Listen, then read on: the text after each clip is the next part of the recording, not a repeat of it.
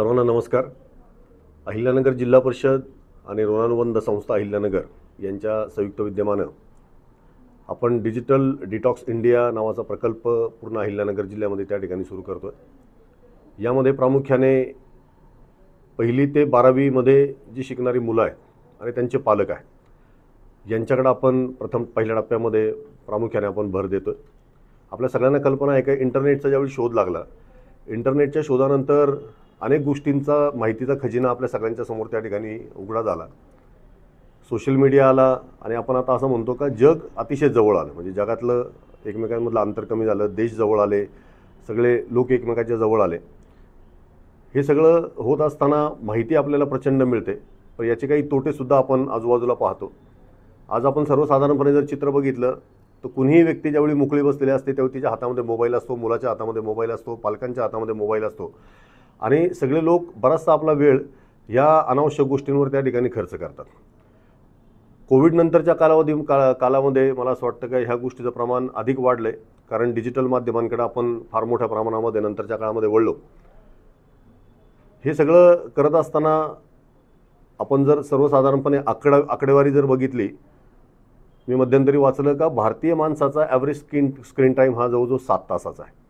आणि प्रश्न हा आहे का याच्यामध्ये उपयुक्त कंटेंट किती आहे किंवा खरोखरी कामाचं किती वाचलं जातं की ज्यातून आपल्याला काहीतरी शिकायला मिळतं, ज्याचा आपल्या आयुष्यावर काहीतरी चांगला परिणाम होतो। तर बऱ्याच वेळा याचं उत्तर नकारात्मक आपल्याला निश्चितपणे त्या ठिकाणी मिळणार आहे। या डिजिटल डिटॉक्स इंडिया प्रकल्पाच्या माध्यमातून मुलांना मोबाईलच्या वापराचे असतील किंवा कम्प्युटरच्या वापराचे असतील, फायदे काय तोटे काय हे सांगण्याचा आपण प्रामुख्याने त्या ठिकाणी प्रयत्न करणार आहोत। कारण यातून आपल्याला खूप मोठ्या प्रमाणामध्ये माहिती मिळते आणि आपल्या ज्ञानामध्ये त्या ठिकाणी निश्चितपणे भर पडत असते। पण हे सगळं करत असताना याचे तोटेसुद्धा आपल्याला माहिती पाहिजे, धोकेसुद्धा माहिती पाहिजेत। आज मोबाईलच्या अतिवापरामुळे आपण बघतो अनेक वेळा डोळ्यांचे विकार मुलांमध्ये, पालकांमध्ये त्या ठिकाणी जडत आहेत। हाडांचे विकार, विशेष करून पाठीच्या कण्याचे असतील, मानेचे विकार त्या ठिकाणी लोकांमध्ये जडताना दिसत आहेत।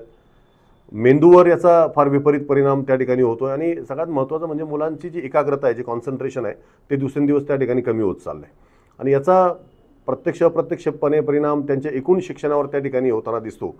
आणि ते मूल आपण बघितलं असेल का अनेक केसेस आपल्या आजूबाजूला आपण पाहतो का अनेक प्रकारच्या डिफॉर्मिटीज या मुलांमध्ये असतील किंवा अगदी पॅरेंट्समध्ये त्या ठिकाणी असतील। याच्या आपल्या कार्यशाळेच्या निमित्तानं मला पालकांना खरं म्हणजे आवाहन करायचं आहे। आपल्याला सगळ्यांना कल्पना आहे का समाज जो आहे हा अनुकरणशील असतो आणि विशेष करून मुलं जी आहेत ते अनुकरणशील असतात। ते नेहमी आपल्या पालकांना, आपल्या नातेवाईकांना, आपल्या आजूबाजूच्या लोकांना ती त्या ठिकाणी अनुकरण फॉलो करत असतात आणि जर पालकच दिवसभर मोबाईल घेऊन बसत असतील तर मुलंही तेच करणार आहेत।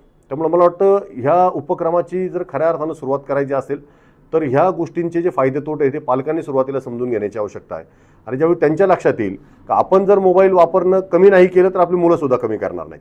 त्यामुळे स्वतः हे सगळे समजून घ्या, हे या गोष्टी वापरायच्या कमी करा, जबाबदारीने याचा वापर करा आणि मग आपल्याला एक अधिकार प्राप्त होतो का आपण मुलांना म्हणू शकतो का तू या ठिकाणी ह्या गोष्टी कमी कर। या उपक्रमामध्ये आपण मुलांना अनेक गोष्टी त्या ठिकाणी सांगणार आहोत, जसं योगा असेल, मेडिटेशन असेल, त्यांनी अधिकाधिक लक्ष खेळण्याकडे द्यावं, अधिकाधिक लक्ष त्यांनी वाचण्याकडे द्यावं। आणि मला असं वाटतं का ह्या उपक्रमाच्या माध्यमातून आमचा प्रयत्न आहे का ज्याला आपण डिजिटल डिटॉक्सिफिकेशन म्हणतो त्या पद्धतीने मुलांना ह्या डिजिटल माध्यमापासून थोडंसं बाजूला करून किंवा जबाबदारीने त्यांना वापरायला शिकून थोडासा काळ जो त्यांचा वेळ आहे तो अधिक विधायक गोष्टींकडे आपल्याला कसा वळवता येईल। मला निश्चितपणे खात्री आहे का अहिल्यानगर जिल्ह्यातली जी सगळी मुलं आहेत आणि त्यांचे जे पालक आहेत यांना ह्या उपक्रमाच्या माध्यमातून अतिशय उत्तम पद्धतीची माहिती मिळेल आणि एक चांगला बदल त्या ठिकाणी एकूणच समाजामध्ये करण्यासाठी अहिल्यानगर जिल्हा परिषद आणि ऋणानुबंध संस्था निश्चितपणे कटिबद्ध आहोत। आम्ही संयुक्तपणे या ठिकाणी काम करणार आहोत। या उपक्रमासाठी मी सगळ्यांना अतिशय मनापासून शुभेच्छा देतो आणि नुसतं ऐकू नका तर हे आपल्याला फॉलो कसं करता येईल, याचं या आचरणात कसं आणता येईल याचाही विचार आपण सगळ्यांनी निश्चितपणे करावा अशी विनंती आपल्याला करतो। धन्यवाद।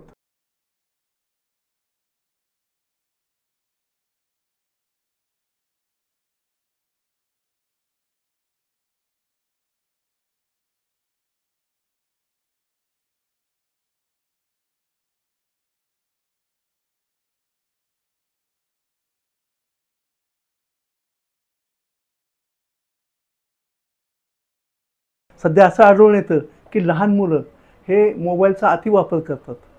याच्याबरोबर अनेक गॅजेट्स आहेत त्याचासुद्धा अतिप्रमाणाने वापर होतो. आणि हे जसे गॅजेट्स आहेत ह्याचे फायदे पण आहेत, पण याचा अतिवापर व्हायला लागला आणि त्यामुळं त्याचे डोळ्यावरती दुष्परिणाम होतात. यामधला एक सगळ्यात महत्त्वाचा जो भाग आहे तो म्हणजे अल्ट्राव्हायोलेट रेज. या अल्ट्राव्हायोलेट रेजमुळं त्याचे दुष्परिणाम डोळ्यावर होतात. त्याचबरोबर पेशंटला लहान मुलांना सारखा हा मोबाईल पाहिल्यामुळं त्यांच्यामध्ये दृष्टिदोष निर्माण होतो, त्यांना दिसायला कमी येतं आणि त्यामुळं मग त्यांना नंबर लागतो. अजून एक महत्त्वाचा याचा तोटा असा आहे की मोबाईलच्या अतिवापरामुळं डोळ्यामध्ये ड्राय आय सिंड्रोम नावाचा एक प्रकार तयार होतो. या ड्राय आयमुळं डोळ्याला चुरचुर होणं, आग होणं, लाल होणं, पाणी येणं अशी अनेक लक्षणं पाहायला मिळतात आणि त्यामुळं मुलाला डोळ्याला त्रास होतो. डोळ्यामध्ये जे आपले अश्रू असतात ते संपूर्ण डोळ्यावरती पसरवायचं कार्य पापणीमार्फत होत असतं, पण गॅजेट्सच्या वापरामुळं डोळ्याची पाहिजे तेवढी हालचाल होत नाही, उघडझाप होत नाही आणि त्यामुळं हा डोळे कोरडे पडतात आणि ह्यालाच ड्राय आय असं म्हटलं जातं. तर हे टाळण्यासाठी मोबाईलचा वापर हा कमी व्हायला पाहिजे, मर्यादित स्वरूपात व्हायला पाहिजे. तर मग या मुलांचं भवितव्य निश्चितच चांगलं आहे.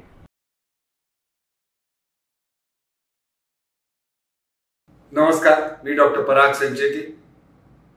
ऋणानुबंधू संस्थेने सुरू केलेल्या लहान मुलांच्या मोबाईल अतिवापर विरोधातील मोहिमेचे मी सर्वप्रथम स्वागत करतो. मला खूप आनंद आहे की कोणीतरी अति मोबाईल वापराबद्दल आवाज उठवतंय. मोबाईल खूप जास्त वापरल्याने त्याचे दुष्परिणाम आहेत. डोळ्यांना स्ट्रेन येऊ शकतो, मानदुखी होऊ शकते, हाताच्या बोटाचे जास्त वापर केल्यामुळे मनगटात प्रेशर येऊन हाताला मुंग्या येऊ शकतात. असे बरेच त्याचे प्रॉब्लेम्स आहेत आणि आपण सगळ्यांनी मिळून, स्पेशली पालकांनी मिळून ही एक धारणा केली पाहिजे की मोबाईलचा वापर मुलांना करू देणार नाही आणि त्यासाठी त्यांनी स्वतःनी पण मोबाईलचा वापर कमीत कमी केला पाहिजे. आपण मोबाईलचे गुलाम नाही झालो पाहिजे, मोबाईल आपला गुलाम आहे. कारण मोबाईल एक महत्वाची बाब आहे. आज आपण मोबाईल शिवाय राहू शकत नाही, पण त्याचा वापर आपण फक्त आपल्या फायद्यासाठी केला पाहिजे जेव्हा आपल्याला जरूर आहे. असं नाही की सारखे कॉल यायला पाहिजे, सोशल मीडिया तुम्ही बघताय, मोबाईलवर बाकी वेस्ट ऑफ टाइमच्या बऱ्याच गोष्टी करताय, असं नाही झालं पाहिजे. त्या कामासाठी त्या मोबाईलचा वापर झाला पाहिजे आणि त्यानंतर तुम्ही मोबाईल वापरू नका.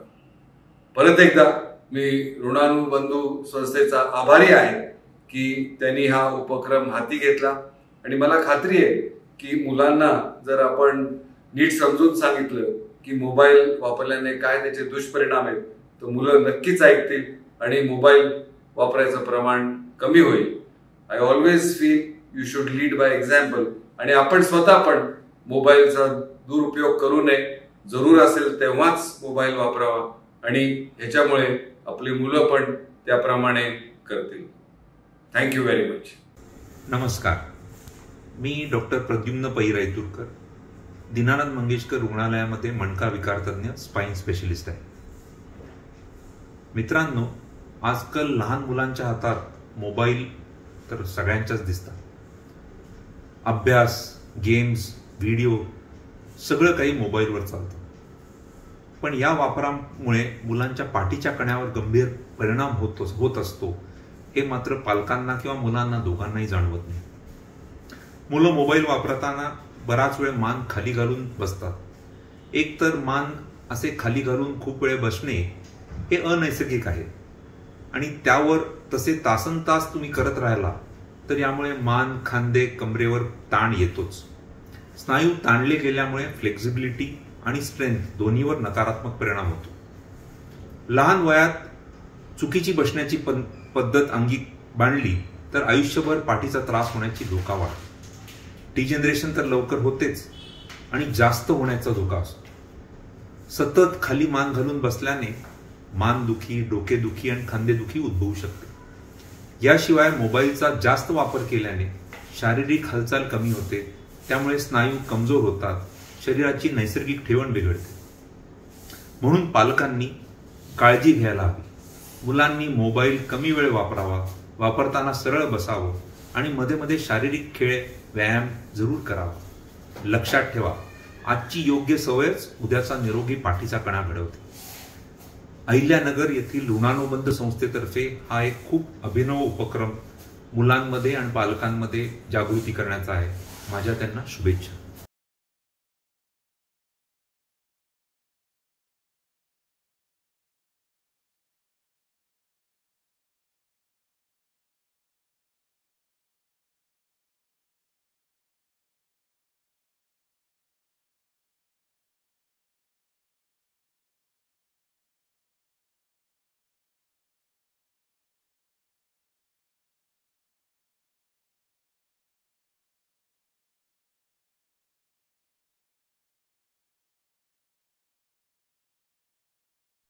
नमस्कार, मी डॉक्टर तेजस्विनी मिस्किन, मनोविकार तज्ञ. मी सध्या जिल्हा मानसिक आरोग्य कार्यक्रम सिव्हिल हॉस्पिटल अहिल्यानगर येथे कार्यरत आहे. तर सुरुवातीला मला हे सांगायला आवडेल की कुठलंही एखाद्या गोष्टीचं व्यसन, मग ते साधं चहाचं व्यसन का असेना किंवा दारूचं व्यसन असेना, कुठलंही व्यसन जेव्हा डेव्हलप होतं तेव्हा मेंदूमध्ये काय काय बदल होतात. मी थोडक्यात अगदी सोप्या भाषेत सांगू इच्छिते की जेव्हा आपल्याला एक गोष्ट केली, आपली आवडती जर ती गोष्ट असेल, तर आपल्या मेंदूमध्ये हॅपी हॉर्मोन, ज्याला आम्ही डोपामिन म्हणतो, फील गुड हॉर्मोन, हे रिलीज होतं. आणि मग काय होतं, मेंदूला ते रिलीज झाल्यानंतर तात्पुरता आनंद मिळतो. ते तात्पुरतं प्लेजर किंवा आनंद तात्पुरतं असं लाटेसारखं येतं आणि परत ड्रॉप होतं. मग ह्याने काय होतं की ती लाट आली गेली की परत नेक्स्ट आपल्याला त्याला एक स्टिम्युलस किंवा परत एकदा आपल्याला समजा एक चहा झाला, थोड्या वेळ बरं वाटलं की परत दुसरा.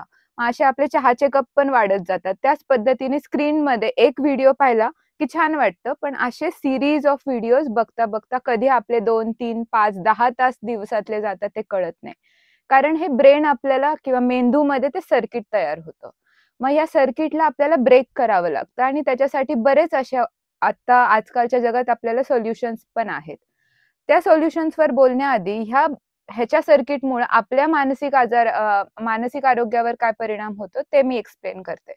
सारखे सारखे हे डोपामिन, जे मी हॉर्मोन सांगितलं, जे रसायन आहे, ज्याचं वर खाली झाल्यामुळे आपल्या मेंदूची एकाग्रता करण्याची कॅपॅसिटी कमी होते, आपला अटेन्शन स्पॅन कमी होतो. आणि जेव्हा तुमच्यात एकटेपणा वाढतो तेव्हा तुमचा मित्र हा मोबाईल होऊन जातो आणि परत तुम्ही एका अशा वर्ल्डमध्ये जाता जे व्हर्च्युअल वर्ल्ड आहे, जे आपल्या रियालिटी पासून अगदीच वेगळं आहे. आणि मग तुमचे इमॅजिनेशन्स अगदीच आपण म्हणू शकतो की एक रोबोट कसा विचार करतो तसे तुम्ही विचार करता. डोळ्यांवर परिणाम होणं किंवा आजकाल पॉश्चर्सवर बदल होतोय मुलांना, मानदुखी, खांदेदुखी सुरू झाली आहे मोबाईलच्या अति यूजमुळे. पण याच्याच बरोबरीने आपल्याला मानसिक आरोग्य सुद्धा सांभाळायची खूप गरज आहे. आणि म्हणून मला वाटतं की आपण ह्या कार्यक्रमाचा, या कॅम्पेनचा जास्तीत जास्त प्रचार करावा आणि मुलांबरोबर पालकांनाही याचा फायदा होईल असं मी अशा शुभेच्छा देते.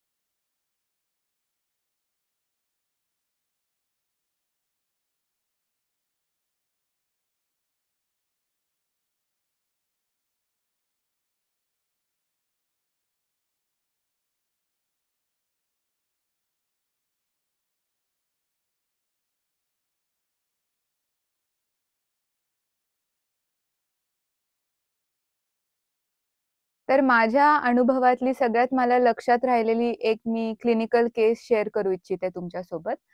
तर आपल्या मार्केटमध्ये एक PUBG नावाचा गेम आलेला. साधारण हा कोविडमध्ये बऱ्यापैकी लहान मुलं आणि इव्हन अडल्ट सुद्धा खेळत होते.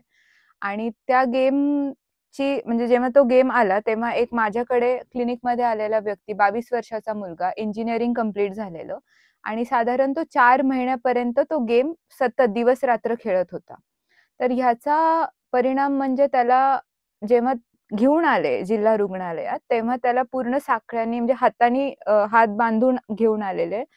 कारण तो इतका अग्रेसिव्ह होता, तो त्याने घरातल्या सगळ्या काचा फोडलेल्या, घरातल्यांना मारहाण केलेली, खूप लोकांना इंजुरी झाली होती. त्यामुळे तो कंट्रोलच्या बाहेर गेला होता, त्याचं जे अग्रेशन होतं. म्हणून त्याला लिटरली पकडून आणलेलं आणि दुर्दैवाने आम्हाला त्याला आपलं जे येरवडा मेंटल हॉस्पिटल आहे तिथे ऍडमिट करावं लागलं. कारण म्हणजे ती इतकी सिव्हिअर अग्रेशनची केस होती. कारण त्याला स्वतःला असं वाटत होतं की तो पबजीचा एक सोल्जर आहे आणि जे आजूबाजूचे व्यक्ती आहेत ते त्याचे दुश्मन आहेत आणि म्हणून तो त्या रियालिटीत, त्या स्वतःच्याच एका इमॅजिनेशन मध्ये जगत होता आणि सगळ्यांना तो रस्त्यावरच्या माणसांना, शेजारच्यांना वगैरे इजा करू पाहत होता. त्यामुळे आम्हाला त्याला आपण म्हणजे हे फार कॉमनली यूज नाही होत, पण जे आम्ही ECT म्हणतो, शॉक थेरपी, ज्याला आम्हाला त्याला लिटरली शॉक थेरपी देऊन बरं करावं लागलं. इतक्या एक्स्ट्रीमला तो आजार वाढलेला होता. त्यामुळे मला फक्त तुमचं लक्ष इकडे घेऊन यायचंय की आपण जर हे आत्ताच कंट्रोल नाही केलं तर मग ह्याचे परिणाम फार जास्त इंटेन्स असू शकतात. तर आता कंट्रोल कसं करावं हा एक नेक्स्ट खूप महत्त्वाचा मुद्दा आहे. तर आपल्याला म्हणजे पहिली गोष्ट, मुलं नेमकं आपले काय बघतायत फोनमध्ये, की आपल्याला पहिले तर मुलांना काय आवडतं हे माहिती पाहिजे आणि त्याच्या अनुषंगाने ते काय बघतायत फोनमध्ये, कुठले ऍप्स वापरतायत, कुठल्या प्रकारचे व्हिडिओज बघतायत, त्याच्यावर साधारणपणे आपला कंट्रोल, मी म्हणू शकते पेरेंटल कंट्रोल असणं गरजेचं आहे. परत मी म्हणेल की फक्त मुलांवर कंट्रोल करण्यापेक्षा आपण सुद्धा सेल्फ रिफ्लेक्ट करणं खूप इम्पॉर्टंट आहे, की आपण स्वतः किती वेळ फोनमध्ये इन्व्हेस्ट करतोय की वेस्ट करतोय. It's again very important thing. Invest चांगल्या ह्याने आणि वेस्ट म्हणजे ज्याचा आपल्याला काही उपयोग होत नाही, ज्याने आपल्या डोळ्यांवर ताण पडतोय आणि आपल्या मनावरही ताण येतोय.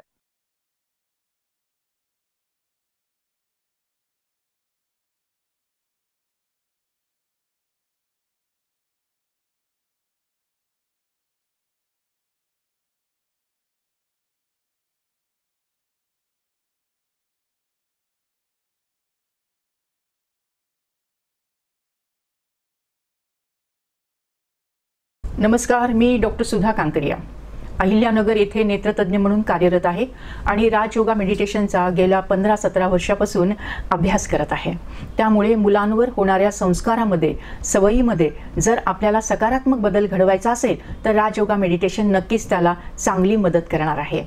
मुख्यतः जेव्हा मोबाईलचा अतिवापर केला जातो तेव्हा आई वडील जर अतिवापर करत असतील तर मुलं ते नक्कीच करतात, कारण आचरणातून संस्कार होतात असं आपण नेहमी पाहतो.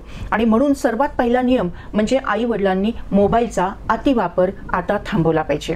नंबर 2, लहान मुलांचं मन कोमल असतं, नाजूक असतं आणि त्याच्यावर जे इम्प्रेशन होतं, जे संस्कार होतात ते आयुष्यभर टिकत असतात. मोबाईलच्या अतिवापरामुळे मुलांचं जीवन नकारात्मक होऊ शकतं आणि म्हणूनच आपल्याला ते टाळायचं आहे. मेडिटेशन हे कधी केलं पाहिजे तर म्हटलं जातं की सकाळचा वेळ, पहाटेचा वेळ हा अत्यंत उत्तम आहे. झोपायच्या आधीचा वेळ ही अत्यंत चांगला आहे. तसंच दिवे लागणीला जेव्हा शुभंकरोती म्हणण्याची चांगली परंपरा आपल्या भारत देशात आहे त्यावेळेस हे मेडिटेशन करणं आवश्यक आहे. संकल्प से शक्ती, जैसा सोचोगे तुम वैसा बन जाओगे.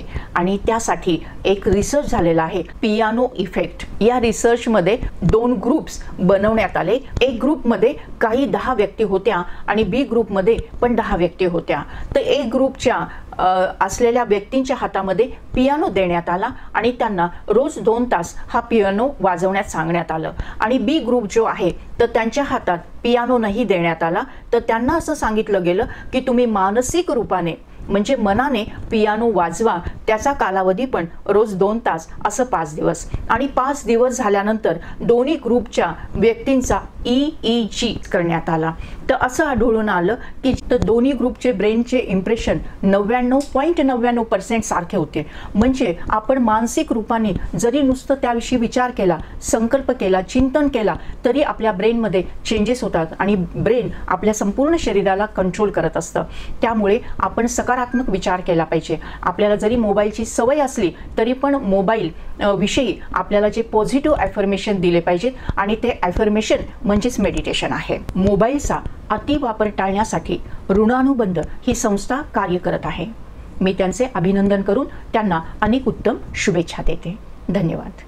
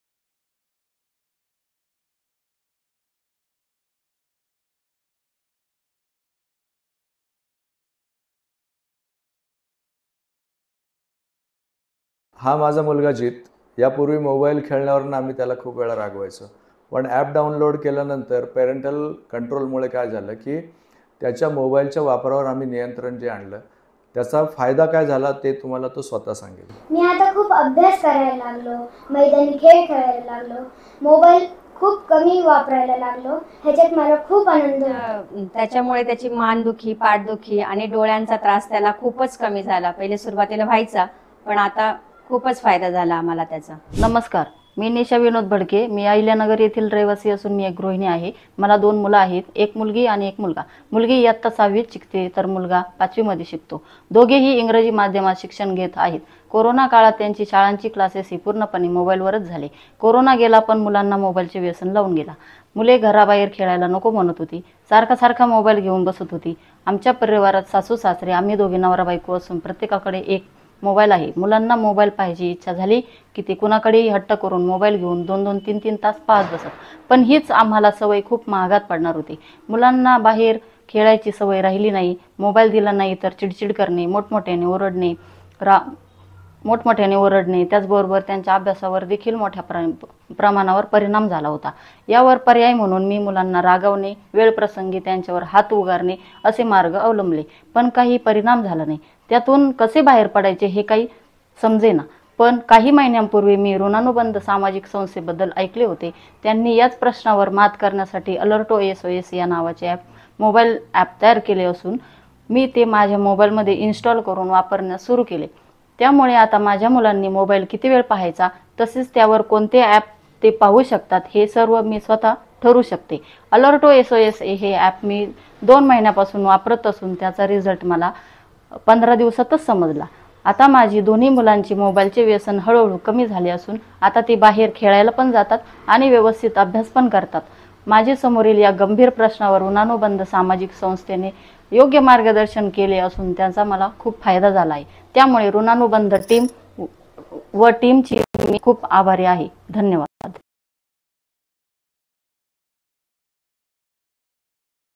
नमस्कार, मी गिरीश कुलकर्णी, स्नेहालय संस्थेचा कार्यकर्ता. स्नेहालय संस्थेचे 27 वेगवेगळे सेवा प्रकल्प आहेत आणि त्यामध्ये वर्ष 2020 पासून मानस ग्राम या प्रकल्पाची भर पडलेली आहे. मानसिक आरोग्यावरचा हा बहुउद्देशीय असा प्रकल्प आहे आणि यातला एक महत्त्वाचा प्रकल्प म्हणजे मनोबल व्यसनमुक्ती केंद्र. या व्यसनमुक्ती केंद्रात विविध व्यसनं करणारी तरुण माणसं, देह व्यापारातल्या महिला, झोपडपट्टीतले लोक जसे येतात तसं मागच्या 2 वर्षांपासून मोठ्या संख्येनं शाळकरी मुलं यायला लागलेली आहेत. या शाळकरी मुलांना मोबाईलचं व्यसन आहे. मोबाईलच्या मुळंच ते अश्लील साहित्य मोबाईलवरचं, इंटरनेटवरचं बघायला लागलेली आहेत. त्याचबरोबर अनेकविध व्यसनांकडे त्यांना हे व्यसन घेऊन जाते आणि त्यामुळं अतिशय वाईट परिस्थितीमध्ये सापडलेली ही मुलं आणि त्यांचे परिवार आमच्याकडे येत असतात. अगदी नागपूरपासून कोल्हापूरपर्यंत विद्यार्थ्यांना घेऊन, मुलांना घेऊन त्यांचे कुटुंब येतात आणि या ठिकाणी त्यांच्यासाठी निवासी पुनर्वसनाचा कार्यक्रम सुद्धा राबवला जातो. या कार्यक्रमाची गरज ज्यांना असेल त्यांच्यासाठी आम्ही सदैव खुले आहोत. आपलं या ठिकाणी स्वागत आहे आणि निश्चितपणे तुमच्या कुटुंबातली मोठी समस्या दूर करण्यासाठी स्नेहालयचा मनोबल प्रकल्प तुम्हाला मदत करू शकतो. हा एक सामाजिक प्रकल्प आहे आणि तो सामाजिक भावनेतून कुठलाही व्यावसायिक उद्देश न ठेवता चालवला जातो. तसंच आपल्याला जर समुपदेशनाची आवश्यकता असेल तर नगर शहरामध्ये मध्यवर्ती ठिकाणी आमचं समुपदेशन केंद्र सुद्धा आहे. ऋणानुबंधच्या टीमसोबत, मुलांसोबत सातत्यपूर्ण काम करण्याचा आमचा निर्धार आणि इरादा आहे.